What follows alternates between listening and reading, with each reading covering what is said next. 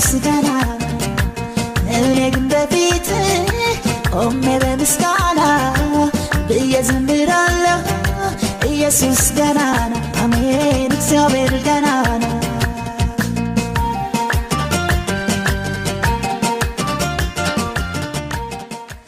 መልካም ወጣት ከመጀመሪያ በፊት አሜሪካ ሄድኩኝና ለ6 ለ7 ቀን አሜሪካ ሄድኩ ከዛ ያን አንድ ፓስተር እኔ ቤት ካላረፍ ካለኝ እሺ እሱ ቤት ላርፍ ሄድኩ እዛ ላርፍ ሲሄድ ሚስትየው እንደዚህ ያለችኝ የእግዚአብሔር ሰው እንዳትጸልይ ዝም ብለህ ተኛ አንተ አለች እኛን ምን ጸልየው አንተ ተኛ እስቲ እረፍ አለችኝና ይሄን መዝሙር እሌ ላይ አንደኛ ፎቅ ላይ ተንጭ ከታች ከፈቱልኝ